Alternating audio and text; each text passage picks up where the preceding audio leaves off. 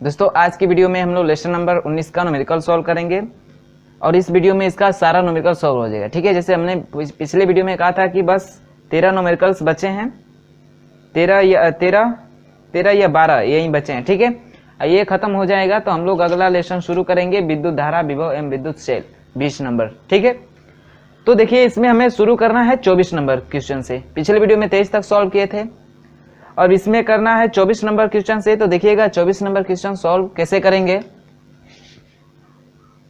24 number, ठीक है, कह रहा है कि एक इलेक्ट्रॉन व एक प्रोटॉन के बीच, एक इलेक्ट्रॉन और एक प्रोटॉन के बीच, यानी एक इलेक्ट्रॉन है और एक प्रोटॉन है, तो इसके बीच क्या बल लगेगा? आकर्षण बल लगेगा। ये जो आकर्षण बल लगेगा इसी के बारे में आपको तर्क देना है। तर्क क्या है? ऑप्शन के अनुसार सुनिएगा। कह रहा स्थिर विद्युत बल, यानी इनके बीच जो स्थिर विद्युत बल लगेगा, इनके बीच कौन सा बल लगेगा? स्थिर विद्युत बल। ठीक है, स्थिर जो विद्युत बल लगेगा वो गुरुत्वाकर्षण बल की अपेक्षा अधिक होता है कि गुरुत्वाकर्षण बल की अपेक्षा कम होता है, या दोनों की जो प्रबलता होती है समान होती है, उपरोक्त में से कोई नहीं। तो आपको पता है ना कि इलेक्ट्रॉन और प्रोटॉन के बीच जो कार्य करने वाला बल है, विद्युत स्थिर विद्युत बल Fe है, वह गुरुत्वाकर्षण बल के कितना गुना होता है? 10⁻40 गुना होता है। तो क्या होता है? ये वाला ज्यादा होता है, यानी Fe ग्रेटर देन Fg। कितना? वो भी कितना? तो 10⁻40 गुना ज्यादा होता है। यानी स्थिर विद्युत बल जो होता है गुरुत्वाकर्षण बल से क्या होता है? प्रबल होता है। क्या होता है? प्रबल होता है। ठीक है, ये हमने पढ़ा भी है और आप लोग जानते भी हैं। तो ऑप्शन कौन सा करेक्ट हो जाएगा? 24 का ऑप्शन नंबर ए करेक्ट हो जाएगा। 24 का ऑप्शन नंबर ए। बात समझ में आई है? आगे हम लोग सॉल्व करते हैं 25 नंबर क्वेश्चन। तो इसको समझिएगा, इसमें क्या कह रहा है? कह रहा है कि यदि किसी चालक में प्रवाहित धारा 4 एम्पियर है तो 1.5 मिनट में प्रवाहित आवेशों की मात्रा होगी। तो देखिए फार्मूला आपको पता होगा, आप लोग पढ़े होंगे कि जो विद्युत धारा का जो फार्मूला होता है, विद्युत धारा किसे कहते हैं? तो किसी चालक में आवेशों की प्रवाह दर को क्या कहते हैं? विद्युत धारा कहते हैं। यानी Q/T बराबर क्या होता है? I, यानी I बराबर फार्मूला निकल जाएगा तो क्या हो जाएगा? Q/T। और आपको I का मान दिया है कितना? 4 एम्पियर इसका मान दिया है, और T का मान दिया है 1.5 मिनट। तो इसको सेकेंड में कन्वर्ट करने के लिए 60 से गुणा कर देंगे तो ये कितना आ जाएगा? कितना हो जाएगा? 15×6=90, 15×6=90, और एक जीरो यहाँ पे बढ़ेगा तो दशमलव कट जाएगा, यानी 90 हो जाएगा। ठीक है, इतना सेकेंड्स हो जाएगा। तो हमें Q का मान निकालना है, तो यहाँ से फार्मूला हो जाएगा आपका Q बराबर क्या हो जाएगा? I × T हो जाएगा। 3 गुणा करेंगे तो I × T। अब यहाँ से I का मान है 4 एम्पियर और T का मान है 90 सेकेंड, तो हो जाएगा कितना? 9×4=36, यानी 360 कूलाम का जो है आवेश उसमें प्रवाहित हो रहा है। तो Q का मान कितना आ जाएगा? 360 कूलाम। बात समझ में आई है? सिंपल था। तो कौन सा ऑप्शन सही हो जाएगा? 360 coulomb. Option number D correct हो जाएगा। 25 का ऑप्शन नंबर डी, इसको टिक कर लीजिएगा आप लोग। बात समझ में आई है? चलिए आगे हम लोग बात करते हैं 26 नंबर क्वेश्चन की। 26 नंबर क्वेश्चन समझिएगा। कह रहा है दो आवेशों के बीच की दूरी 3 गुनी कर देने पर उनके बीच लगने वाला बल होगा। तो एक बात समझिएगा, ऐसे फार्मूलों को मैं आपको सॉल्व कराने का ट्रिक बता रहा हूं, कैसे करिएगा। 3 गुना हो जाए या 1/3 हो जाए, आधा हो जाए, 4 गुना हो जाए, 5 गुना हो जाए। दूरी की बात करें तो देखिए आपको जाहिर से पता है जो फार्मूला होता है F बराबर क्या होता है? Q1 × Q2/R², यही होता है ना। ठीक है, तो यहाँ से यदि इन सबको कांस्टेंट माने, एक हम लोग सवाल सॉल्व किए थे, ठीक है, तो वहां से मैंने एक निकाला था आप लोगों को कि जब दूरी आधी हो जाती है तो जो बल होता है 4 गुना हो जाता है। ठीक है, तो वही कंसेप्ट आप लोग समझिएगा। देखिए यहाँ से जो दूरी हो जाएगी और बल में जो समानुपात होगा, यानी जो हम रिलेशन निकालेंगे वो किसका होगा? व्युत्क्रमानुपात का। यानी दूरी बढ़ेगी तो क्या हो जाएगा?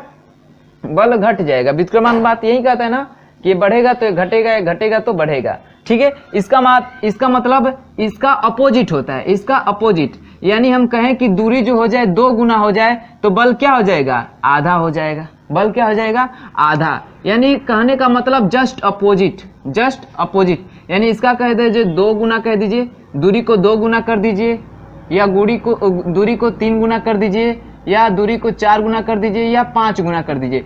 जितना गुना करेंगे तो इसका स्क्वायर है ना, तो इसके स्क्वायर लगा दीजिए। ठीक है, स्क्वायर लगा दीजिए, और जितना आएगा उतने का ये क्या हो जाएगा, आधा। जैसे ये दूरी को दुगुना कर रहे हैं तो बल कितना हो जाएगा, 1/2 स्क्वायर हो जाएगा, यानी 1/4 हो जाएगा। कितना हो जाएगा, 1/4 हो जाएगा। यानी जो पहला बल होगा उसका 1/4 हो जाएगा। ठीक है, ऐसे हो जाएगा। बात समझ में आई है। तो ये गुना की बात करेगा तब। वहीं यदि कह दे कि ये आधा हो जाए, ये जो दूरी है, ये दूरी है क्या हो जाए, पहले की तुलना क्या हो जाए, आधा हो जाए, या पहले की तुलना 1/3 हो जाए, या पहले की तुलना 1/4 हो जाए, या पहले की तुलना कितना हो जाए, 1/5 हो जाए। जितना हो जाए तो क्या करते हैं, इसका स्क्वायर करके, ठीक है, इसका स्क्वायर, क्योंकि दूरी का स्क्वायर है ना, तो स्क्वायर करके। अब देखिए आधा हो रहा है तो यहाँ पे क्या हो जाएगा, 2 गुना हो जाए। 1/3 हो रहा है तो यहाँ पे क्या हो जाएगा, 3 गुना हो जाएगा। 1/4 हो रहा है तो 4 गुना। तो स्क्वायर करके लिखना है, क्योंकि 1/आधा होगा तो स्क्वायर करेंगे 2 का तो 4 हो जाएगा, यानी बल जो हो जाएगा पहले बल से 4 गुना हो जाएगा। यही वाला हम लोगों ने निकाला था। कौन से क्वेश्चन में आपको निकाले थे हम लोग, क्वेश्चन नंबर कहाँ गया, क्वेश्चन नंबर जो 14 था उसमें हमने ये निकाला था, कैसे कंसेप्ट निकाले थे। ठीक है, तो देखिए 1/2 करेगा तो 2 का स्क्वायर करके इसमें, यानी 2 का स्क्वायर करके 4 हो जाएगा। यानी जो बल होगा आधा होगा तो आधा का अपोजिट समझिए, इसका अपोजिट। आधा करे तो अपोजिट मतलब 2 गुना करिए। 1/3 का मतलब 3 गुना करिए। 1/4 का मतलब 4 गुना, यानी गुना। आधा करे तो जो हमारा बल होगा गुना में निकलेगा, यदि गुना कहे तो जो हमारा बल होगा भागा में निकलेगा। जैसे 2 गुना कर रहे हैं तो 2 का स्क्वायर 4 भागा हो जाएगा, यानी जो पहला बल होगा उसका 4 भागा हो जाएगा, जो नया बल होगा। ठीक है, तो ऐसे करना है आपको। बात समझ में आई है इतना। ऐसा क्यों होता है, ऐसा क्यों होता है, क्योंकि देखिए जब निकालेंगे F प्रोपोर्शनल 1/r है, इसका मतलब F बराबर r, तो ये पहला इक्वेशन बन जाएगा। ठीक है, और फिर जो F डैश निकालेंगे तो वो कितना हो जाएगा, मान लीजिए 3 गुना कर रहे हैं तो 3r हो जाएगा। कितना हो जाएगा, 3r हो जाएगा। इक्वेशन फर्स्ट से 1/r की जगह पे क्या रख देंगे, हम F रख देंगे, तो जो F डैश होगा वो कितना हो जाएगा, F/3। तो देखिए 3 गुना निकाल रहे हैं तो जो पहला जो नया बल आ रहा है वो कितना हो जा रहा है, भागा में चल जा रहा है, भागा में चला जा रहा है। देखिए ये दूरी को 3 गुना कर रहे हैं ना, तो r स्क्वायर होता है ना, तो यहाँ से स्क्वायर करेंगे तो कितना हो जाएगा, यहाँ से स्क्वायर करिए होते तो हम लोग का हो गया होता 9r स्क्वायर। ठीक है, 9r स्क्वायर 1/r स्क्वायर की जगह पे रख दिए होते कितना, F तो हो गया होता कितना, F डैश बराबर F डैश बराबर F/9। तो यहाँ पे जितना गुना करेंगे उसका भागा में चला जाएगा, भागा में चला जा रहा है। क्यों, क्योंकि ये व्युत्क्रमानुपात में होता है, इसलिए। यही यदि Q1 और Q2 के रिस्पेक्ट में निकाले तो जो F प्रोपोर्शनल होगा वो Q1 और Q2 के क्या होगा, गुणनफल के समानुपात में होगा, समानुपात में। यानी इसका जितना गुना करेंगे या इसका जितना गुना करेंगे तो इन अंकों का गुणा करके कितना आया, 2 इसको भी 2 गुना करे, इसको भी 2 गुना, तो 2 गुना के 4, यानी जो नया बल हो जाएगा वो पहले बल के 4 गुना हो जाएगा। यदि इसको 3 गुना करे, इसको 3 गुना, तो 3 तिला के 9, यानी जो नया बल आएगा 9 गुना हो जाएगा। ठीक है, जितना आधा करेंगे तो कितना हो जाएगा, यदि इसको भी आधा करे, इसको भी आधा करे, तब कितना हो जाएगा। तो देखिए 1/2 गुणे 1/2 कितना हो जाएगा, 1/4। तो जो नया बल होगा वो पुराने बल से क्या हो जाएगा, 1/4 भाग हो जाएगा। तो यहाँ पे समानुपात का होगा, समानुपात में कोई दिक्कत नहीं है। जब यहाँ व्युत्क्रमानुपात में करे तो देखिए गुना कहेगा तो भागा में आएगा। क्यों, क्योंकि व्युत्क्रमानुपात है तो उल्टा मतलब निकालिए, गुना का मतलब भागा में जाएगा। 2 गुना कहेगा तो 2 को स्क्वायर करके 4, यानी जो नया बल होगा वो 1/4 हो जाएगा। ठीक है, 3 गुना का है तो 3 का स्क्वायर 9, यानी जो नया बल होगा वो पुराने बल के कितना हो जाएगा, 1/9 हो जाएगा। जैसे यहीं पे हमने 3 गुना का निकाला ना, तो F बराबर 1/r स्क्वायर होता है, इसको फर्स्ट इक्वेशन मान लेंगे। और जब F डैश जो नया बल निकालेंगे F डैश तो 1/r², तो 3 गुना किए हैं तो 3r² तो कितना हो जाएगा 9r², और 1/r² की जगह पे f रख देंगे तो कितना हो जाएगा, जो नया बल होगा वो पुराने बल के 1/9 भाग हो जा रहा है ना। तो यही आपको यही कंसेप्ट आपको याद रखना है। आपसे क्या करें, दोनों बल के बीच की दूरी को 3 गुनी कर दी जाए, तो हमने यहीं पे सॉल्व कर दिया है, 3 गुनी कर दिया गया है, ठीक है। जो r को 3 गुना कर दिया गया है, यानी 3 गुना कर दिया गया है, तो 3 का स्क्वायर करेंगे कितना 9, तो जो नया बल होगा वो पुराने बल के कितना हो जाएगा 1/9 हो जाएगा। तो f डैश यानी जो नया बल निकलेगा वो f/9 निकल जाएगा या 1/9 हो जाएगा। क्या हो जाएगा, ये जो पुराना बल है, जो ये नया बल है वो पुराने बल के कितना हो जा रहा है 1/9 हो जा रहा है। कितना हो जा रहा है, देखिए ये भागा में चला जा रहा है, भागा में चला जा रहा है ना। यही यदि भागा में रहता तो गुना में चला जाता है। जैसे आधा कर देंगे तो बल 4 गुना हो जाएगा, 1/3 कर देंगे तो 3 का स्क्वायर 9 गुना हो जाएगा, 1/4 कर दे तो 4 का स्क्वायर 16 यानी 16 गुना हो जाएगा। बात समझ में आई है। चलिएगा, तो कह रहा है कि 3 गुनी कर दी तो लगने वाला जो बल होगा क्या हो जाएगा, पहले वाले बल से 1/9 गुना हो जाएगा। देखिए पहले वाले बल से 1/9 गुना हो जा रहा है, यानी पहले वाले गुना का मतलब क्या है, गुणा ना, तो पहले वाले बल से क्या हो जा रहा है 1/9 हो जा रहा है, भागा में चला जा रहा है, ठीक है। तो कितना हो जाएगा 1/9, तो 1/9 ऑप्शन किस में दिया है, ऑप्शन नंबर डी में दिया है, तो इसका ऑप्शन नंबर क्या हो जाएगा डी करेक्ट हो जाएगा। उम्मीद होगी कि ये आपको समझ में ना समझ में आया हो तो एक दो बार पुनः रिवर्स करके देख लीजिएगा, समझ में आ जाएगा। ये समझ गए ना, तो ऐसे सवाल आप चुटकियों में कर सकते हैं। जैसे और आगे सवाल आएगा उसको उस पर मैं प्रैक्टिस करा दूंगा आपको, ठीक है। इतना आप लोग नोट करिएगा, फिर आगे सॉल्व करते हैं।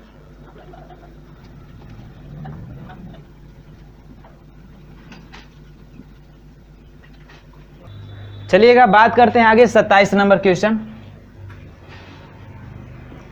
27 नंबर क्वेश्चन में क्या कह रहा है, देखिए कह रहा है कि 2 कण जिन पर Q1 तथा Q2 आवेश हों कुछ निश्चित दूरी पर रहते हुए F बल लगाते हैं, ठीक है। जो फर्स्ट कंडीशन हम लोग निकालते हैं, F बल लगा रहे हैं।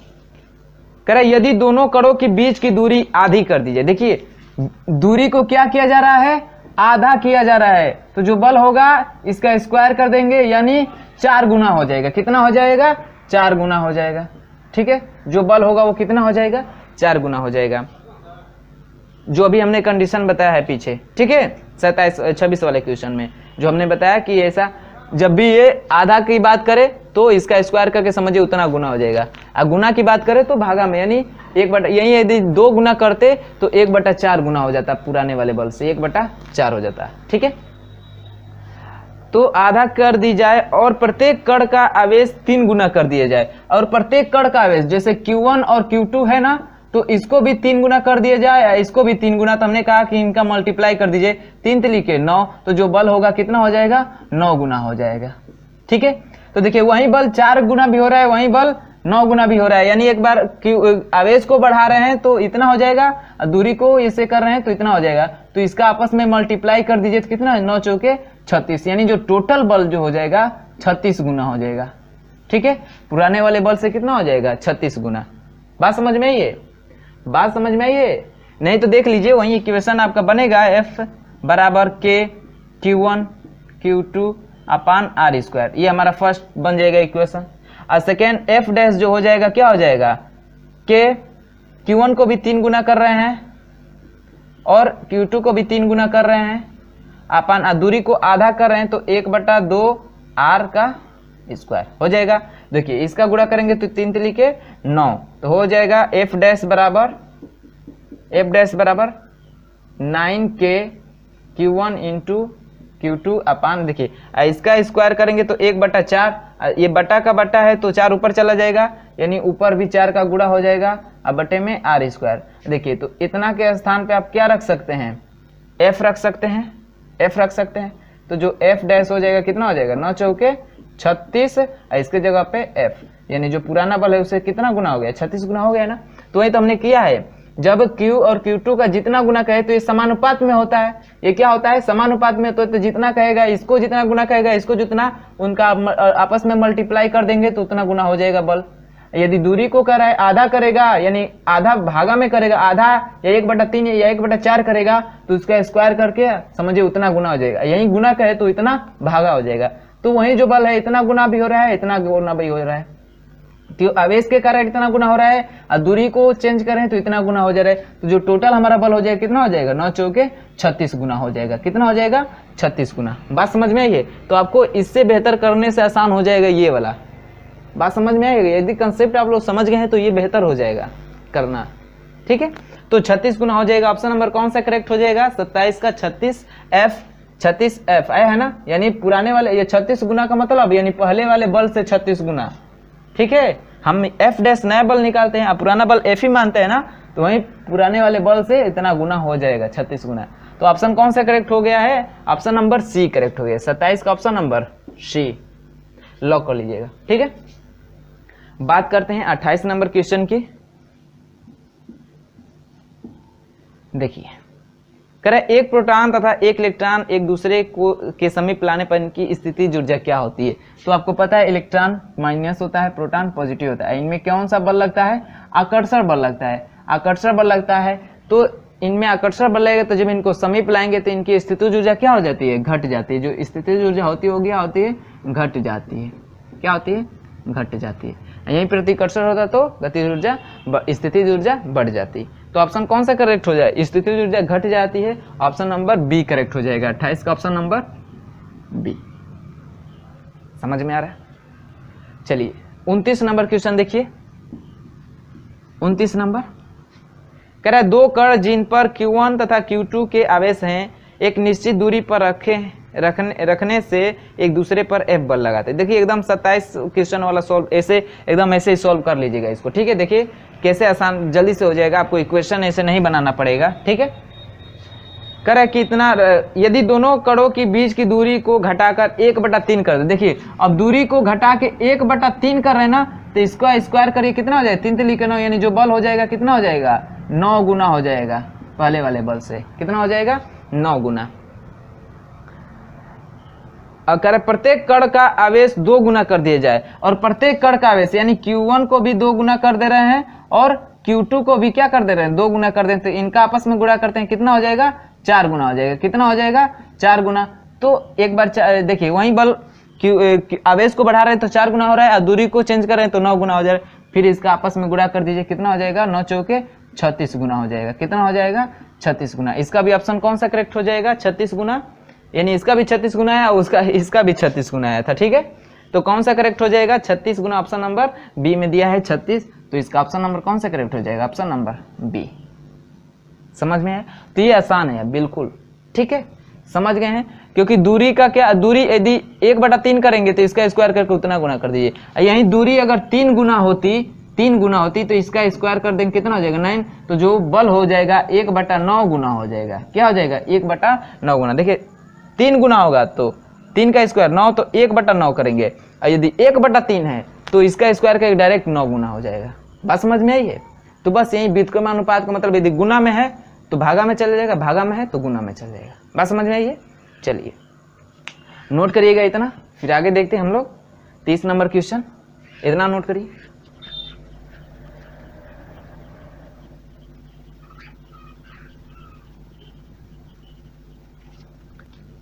देखिएगा 30 नंबर में कह रहा है दो प्रोटॉनों के बीच की दूरी 2 × 10⁻11 मीटर है। इतनी ही दूरी पर 2 इलेक्ट्रॉन हैं। इन इलेक्ट्रॉनों के बीच लगने वाला बल प्रोटॉनों के बीच लगने वाले बल से होगा। तो भाई जो प्रोटॉनों के बीच लगेगा बल, दूरी सेम है इसकी, यानी इसके दूरी दोनों की क्या है, सेम है। दोनों का मान कितना दिया है, इसका भी दूरी कितना है, 2 × 10⁻11 मीटर, ये भी दूरिया है, और इलेक्ट्रॉन के बीच की जो दूरी है वो भी उतना ही है। ठीक है, तो दूरी सेम है। ठीक है, ये प्रोटॉनों के बीच लग रहा है, हमें इलेक्ट्रॉनों के बीच निकालना है। तो आपको पता ही है कि जो होता है, ये हमने अभी ने सॉल्व किया, आगे भी सॉल्व किए थे, सॉरी पीछे भी सॉल्व किए थे कि कौन से क्वेश्चन में, देखिए अभी मैं बता दे रहा हूँ कौन सा क्वेश्चन, 21 नंबर क्वेश्चन में या 22 नंबर क्वेश्चन में कि वायु में स्थित 2 आवेशों के बीच जो प्रतिकर्षण बल F है तो निर्वात में ये तो होता ही है सेम। कहाँ गया, हाँ 23 नंबर क्वेश्चन में सोल्व किए थे कि एक निश्चित दूरी पर स्थित 2 इलेक्ट्रॉनों के बीच जो बल F न्यूटन है तो प्रोटॉनों के बीच कितना होगा, F न्यूटन होगा। तो प्रोटॉनों के बीच कितना है, जो बल F होगा वो भी किसके बीच होगा, इलेक्ट्रॉनों के बीच भी क्या होगा, F ही होगा। इन दोनों बल आपस में क्या होते हैं, बराबर होते हैं। क्या होते हैं, बराबर होते हैं। तो उनका मान क्या होगा, बराबर होगा। तो आपका 30 का ऑप्शन नंबर कौन सा करेक्ट हो जाएगा, ऑप्शन नंबर सी करेक्ट हो जाएगा, ऑप्शन नंबर सी। अब क्यों होगा, आपको पता है प्रोटॉन पे आवेश कितना होता है, 1.6 × 10⁻⁻19 कूलम, ये पॉजिटिव होता है हमारा, पॉजिटिव। इलेक्ट्रॉन पे कितना होता है, 1.6 × 10⁻⁻19 कूलम। दोनों पे आवेश क्या है, समान है, दूरी भी क्या है, समान है। तो जो बल निकालेंगे वो भी क्या होगा, समान ही होगा। बात समझ में आई है। चलिए 31 नंबर क्वेश्चन देखिए। इस वीडियो में आज लेसन ये समाप्त कर देंगे। बात समझ में आ रही है ना। चलिए तेज तो नहीं पढ़ा रहे हैं, जहाँ पे तेज पढ़ा रहे हैं तो बोल दीजिएगा, ठीक है। आगे से हम लोग धीरे धीरे पढ़ने लगेंगे, ठीक है। देखिए क्या कर रहा है 31 नंबर में, समझिएगा। कह रहा है दो वस्तुओं को आपस में रगड़ने पर प्रथम वस्तु पर इतना कूलम का धन आवेश उत्पन्न होता है, तो द्वितीय वस्तु पर उत्पन्न आवेश होगा, द्वितीय वस्तु पर उत्पन्न आवेश होगा, ठीक है। तो देखिए कह रहा है दो वस्तु को आपस में रगड़ रहे हैं, आवेश क्यों उत्पन्न होता है, इलेक्ट्रॉनों के स्थानांतरण के कारण, इलेक्ट्रॉनों के स्थानांतरण के कारण उत्पन्न होता है। तो कह रहा है जो प्रथम वस्तु है उस पर कितना आवेश उत्पन्न हो जा रहा है, 9.6 × 10⁻19 कूलम का धनावेश उत्पन्न हो जा रहा है। तो द्वितीय वस्तु पर उत्पन्न आवेश होगा, द्वितीय वस्तु पर उत्पन्न आवेश होगा, कितना होगा, तो आपको पता है इलेक्ट्रॉनों के स्थानांतरण के कारण ही होता है। तो जितना इलेक्ट्रॉन स्थानांतरण होंगे उतना ही जो त्यागेगी उस पर धनावेश उत्पन्न होगा और जो ग्रहण करेगी उस पर ऋणावेश उत्पन्न होगा। तो रगड़ रहे हैं दोनों वस्तु को, क्या कर रहे हैं आपस में, इसको भी रगड़ रहे हैं, आपस में ला के रगड़ रहे हैं। तो कितने इलेक्ट्रॉन का आवेश कितना उत्पन्न हो रहा है, एक पे कह रहा है 9.6 × 10⁻19 कूलम का धनावेश उत्पन्न हो रहा है, पॉजिटिव हो रहा है। इसका मतलब यहाँ से इतने इलेक्ट्रॉन क्या हुआ है, स्थानांतरित हुआ है। तो जितना इलेक्ट्रॉन स्थानांतरित होते हैं उतना ही हमारा क्या होता है, आपका चार्ज लगता है।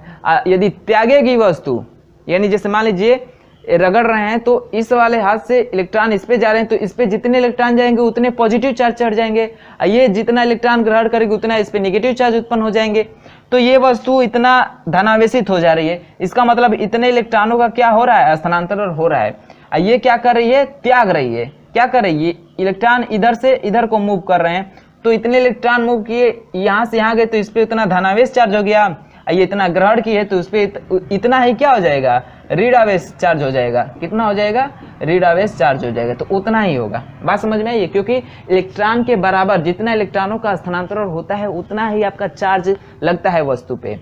अब बात करता है किस पे डिपेंड, यदि त्यागेगी तो उस पर धनावेश उत्पन्न हो जाएगा, जो ग्रहण करेगी उस पर ऋणावेश उत्पन्न हो जाएगा। और जितने इलेक्ट्रॉन का साझेदारी होगा उतना ही धनावेश चढ़ेगा, उतना ही ऋणावेश चढ़ेगा। बात समझ में आई है।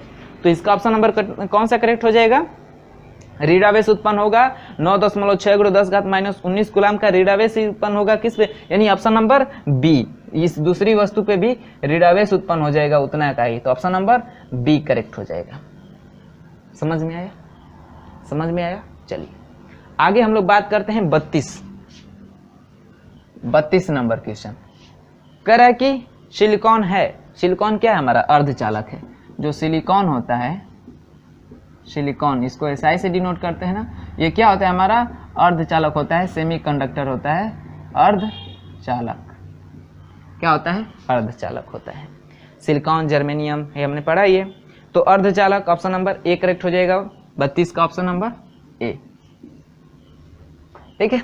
32 और 3 क्वेश्चन बचे हैं। कह रहे 33 में देख लीजिए, 33 कह रहे एक n प्रकार का अर्धचालक है।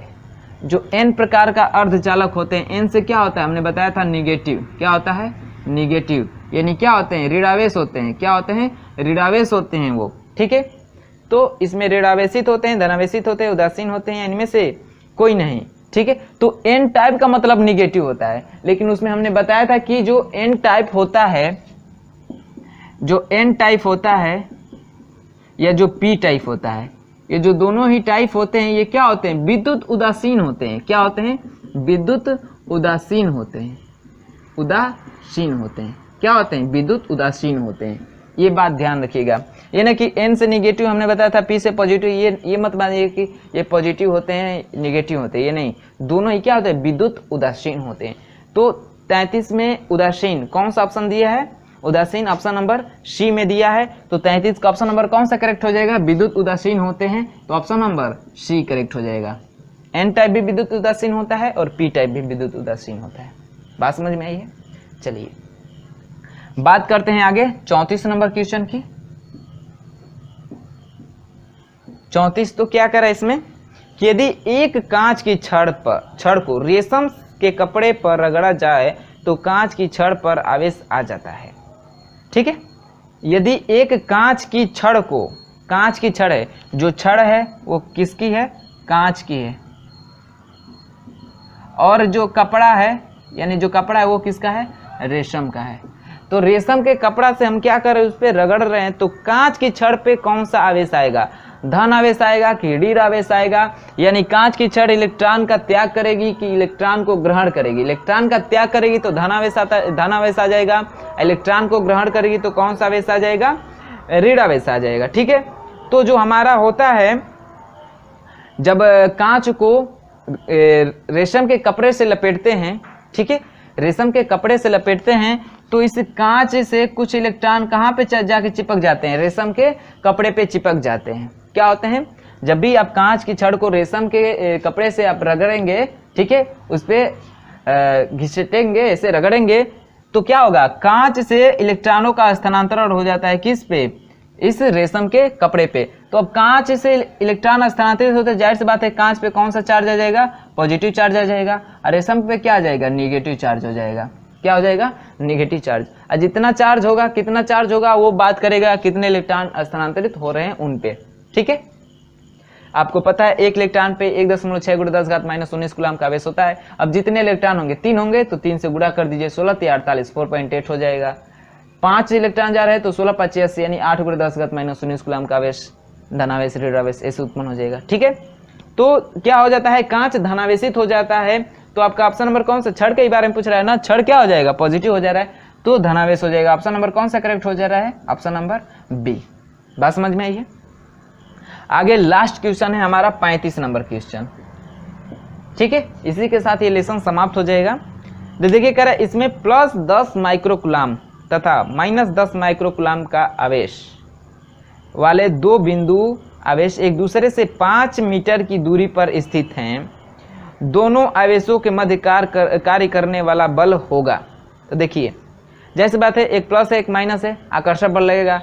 तो ये Q1 और Q2 का मान दिया है। Q1 का मान दिया है, यहाँ पे देखिए Q1 का मान दिया है +10 माइक्रोकूलम और Q2 का मान दिया है कितना? -10 माइक्रोकूलम। तो क्या करते हैं, क्या होते हैं, जो Q होता है बल के समानुपात में होता है, तो इसका गुणा कर देंगे ना, तो 10⁻100 कितना हो जाएगा? 100 माइक्रोकूलम का क्या हो जाएगा? जो बल होगा उत्पन्न होगा अभी किसके कारण? आवेश के कारण। ठीक है, और दूरी कितना दिया है? 5 मीटर की दूरी पर स्थित है, तो जो बल होता है वो दूरी के वर्ग के व्युत्क्रमानुपात होता है, यानी कितना हो जाएगा? ठीक है, कितना हो जाएगा? देखिए अब ये हो जा रहा है इतना, या पूरा फार्मूला पर ही सोल्व कर दीजिए। जैसे F बराबर क्या होता है? K Q1 Q2/r², ये होता है। चलिए हम K का मान रख दे रहे हैं। K का मान कितना होता है? 9 × 10⁻9। देखिए इसको सॉल्व किए हैं हम लोग। Q1 और Q2 का मान तो 10⁻100, तो कितना हो जाएगा? 100। तो इसको 100 को लिख सकते हैं क्या? 10⁻2 लिख सकते हैं। अब गुड़े देखिए 1 माइक्रो में कितना होता है? 1 माइक्रोन में कितना होता है? 10⁻6। तो 2 माइक्रोन है ना, तो 10⁻6 का स्क्वायर कर देंगे तो कितना हो जाएगा? 10 × 6 × 12, 10⁻12 लग जाएगा। ठीक है, और देखिए दूरी कितना है हमारा? दूरी कितना है? 5 मीटर है, तो 5 का स्क्वायर कितना हो जाएगा? दूरी स्क्वायर होती है तो 5 का स्क्वायर कितना हो जाएगा? 25। अब इसी को सॉल्व करिए तो देखिए आगे, चलिए अब गुणा कर लीजिए सबका। देखिए 10⁻9 है और 10⁻2 है, कितना हो जाएगा? 10⁻11 हो जाएगा। 10⁻11 तो हो जाएगा 9/25 गुणे 10⁻, देखिए 10⁻11 है पॉजिटिव में, ये 10⁻−12 है, तो 10⁻11 सॉरी 12 और 10⁻11, ये आधार सेम है तो घातें जुड़ती हैं, ये माइनस में है ये प्लस में है, तो क्या होगा, ये घट के -1 हो जाएगा, यानी -1 कितना हो जाएगा, -1। अब इसका भाग कर दीजिए, अब इसका भाग करिए, 9 में 25 का भाग करिए, 9 में 25 का भाग करिए। तो देखिए यहाँ पे मैं कर दे रहा हूँ, 9 का 25 में भाग करेंगे, सबसे पहले पॉइंट लगाएंगे, कितना हो जाएगा 90, 25 दिया 75, ठीक है, कितना हो जाएगा 5, 8 में से 1 जीरो बढ़ जाएगा, 25 छक्का 150 कट गया। आपको पता है जब दशमलव इधर जाता है तो जो घात होती है माइनस में बढ़ती है, तो एक स्थान ले जाएंगे, एक स्थान ले जाएंगे, ठीक है। तो 0.36 है, तो इसको एक स्थान इधर ले जाएंगे तो 3.6 इंटू 10⁻⁻1 हो जाएगा। अब -1 पहले से है, इसमें -1 पहले से है, तो ये जगह 3.6 × 10 - 2 हो जाएगा, इतना हो जाएगा ना। तो यहाँ से सॉल्व करेंगे तो इसका मान आ जाएगा कितना, 3.6 × 10 - 2, इतना न्यूटन का जो बल लगेगा इस पे वस्तु पे लगेगा। तो 3.6 × 10 - 2 न्यूटन का बल लगेगा। ये ऑप्शन किस में दिया है, ऑप्शन नंबर ए में दिया है। तो आपका 35 का ऑप्शन नंबर कौन सा करेक्ट हो जाएगा, ऑप्शन नंबर ए करेक्ट हो जाएगा। बात समझ में आई है। इस फार्मूले पे ही आप सबका मान रख के सॉल्व कर देंगे तो आ जाएगा, ठीक है। यहाँ पे भी 10 माइक्रोकुलाम, 10 माइक्रोकुलाम, तो 100 माइक्रोकुलाम देखिए यहाँ पे माइक्रोन, इसके साथ भी एक बार रखेंगे, इसके साथ भी एक बार मान रखेंगे, तो इसका भी मान 10⁻⁻6 होगा, इसका भी 10⁻⁻6, तो जुटेगा ना वो, तो 10⁻12 हो जाएगा, तो वहीं लिखें यहाँ पे। बात समझ में आई है, चलिएगा। तो यहाँ से आपका ये लेसन समाप्त हो जाता है। वीडियो पसंद आया हो तो वीडियो को लाइक कर लीजिएगा, और जहाँ पे भी ना समझ में आया होगा वहाँ पे थोड़ा सा पीछे करके आप लोग देख लीजिएगा, ठीक है। तो चलिए, जो आगे यहाँ से तो समाप्त हुआ है लेसन, हम लोग मिलेंगे अगले वीडियो में एक नए लेसन के साथ, लेसन नंबर 20, जिसका नाम है विद्युत धारा, विभव एवं विद्युत शेल। तो चलिए मिलते हैं अगले वीडियो में, तब तक के लिए बाय बाय, धन्यवाद।